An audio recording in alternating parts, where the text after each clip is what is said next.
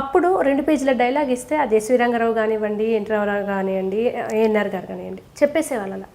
ఇప్పుడు 2 లైన్ల తెలుగు 2 లైన్లు ఉంటే ఎడిటింగ్లో చూసుకుందాం, డబ్బింగ్లో చూసుకుందాం, లిప్ చేసుకోండి అని కెమెరామెన్స్కి చెప్తున్నారు కదా.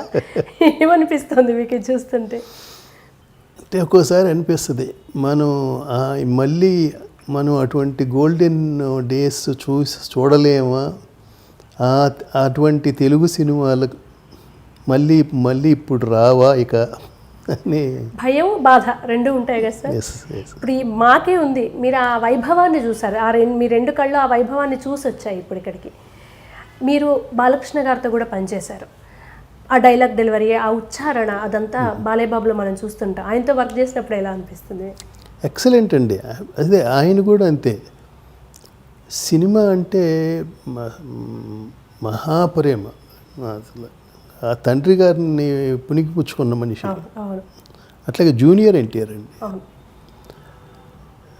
మేము రాఖీ అనే సినిమా ప్రొడ్యూస్ చేశాను కదండి. అతను చిన్న అల్లరి చిల్లరిగా ఉంటాడు. అతని ఏజ్కి వాళ్ళని ఆట పట్టిస్తా, వీళ్ళని ఆట పట్టిస్తా, అట్లా ఆ సీన్ అది అతను ఎప్పుడు చదివి ఉంటాడో నాకు అసలు అర్థమయ్యవద్దు. తారక్ షార్ట్ రెడీ అనగానే టక్ వచ్చేస్తాడండి.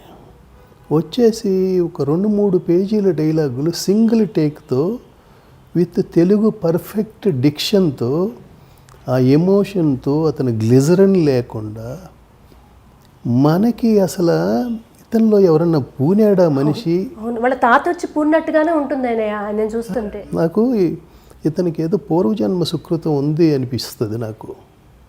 అంత మీకు అతను అందులో ఇక్కడ చదువుకున్నది ఇక్కడ తెలుగు డిక్షను చాలామంది కంటే అసలు ఇంకా మళ్ళీ వాళ్ళని రామారావు గారే మరిపించేటట్టుగా ఉంటుంది. ఇంగ్లీష్ మీడియం చదువులు, చాలా చిన్న వయసు ఈ జనరేషన్, బట్ తెలుగు ఎక్కడ అట్లా అనిపించేది. ఏదో సంస్కృత నేపథ్యం నుంచి తెలుగుకి వచ్చిన వ్యక్తి అంత గొప్పగా ఉంటుంది ఆయన తెలుగు.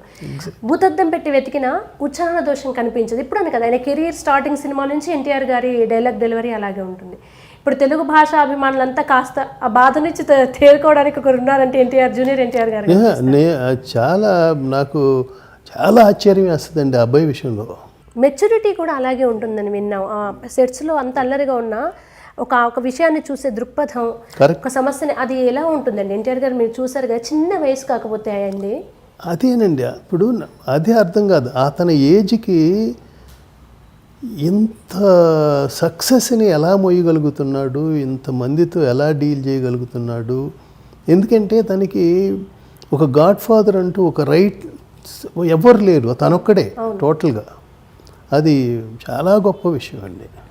లియో ఎంటర్టైన్మెంట్ ఈ ఛానల్ని ప్లీజ్ సబ్స్క్రైబ్ చేయండి, షేర్ చేయండి, లైక్ చేయండి. Please subscribe to Leo entertainment. Please subscribe to Leo entertainment YouTube channel. Subscribe Leo entertainment channel. Leo entertainment, please subscribe this channel. Hi, నేను ఆనంద్ రంగానే. Please subscribe to Leo entertainment. ఇలాంటి interesting videos కోసం తప్పకుండా మా ఛానల్ని subscribe చేయండి.